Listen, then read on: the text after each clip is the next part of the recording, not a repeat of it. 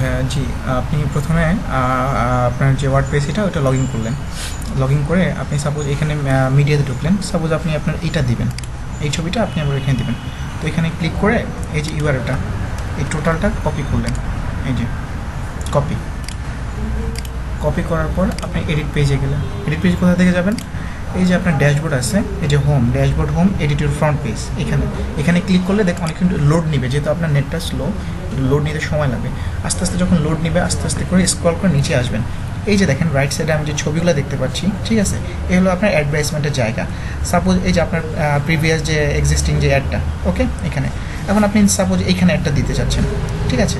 তো সেই ক্ষেত্রে করবেন কি, এই যে টেক্সট ব্লক, এই যে কলামের মতো যে এডিট টেক্সট ব্লক ক্লিক করলাম, ওকে।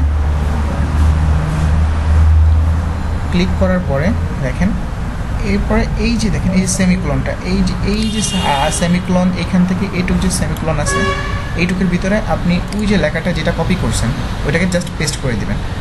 আর হাইট টেট এগুলো কোনো কিছু হাত দিতে দরকার নেই। তারপরে জাস্ট সেভ চেঞ্জ দিয়ে দেবেন। দিয়ে আপনি এটা ছবিটা এখানে তো আছেই, আর ইনেবল অটো পোস্ট এটা তো ইয়েস, আপডেট, ওকে। তারপরে আপনার নির্দিষ্ট জায়গায় চলে যাবেন, ঠিক আছে। সব কিছু আপনি এইভাবে এখানে নিচে যত আছে অ্যাডভার্টাইজমেন্ট জায়গা, সেম এজ এরভাবে ঢুকে টেক্সট ব্লক এডিটে ঢুকে আপনি এই যে হাইপেন, এই যে হাইপেন আছে, এই হাইপেন থেকে এই হাইপেন পর্যন্ত এই জায়গাটুকুর ভিতরে আপনি শুধু ওই জায়গাতে মিডিয়া থেকে কপি করে লিঙ্কটা পেস্ট করে দেবেন। That's enough, okay. Thank you.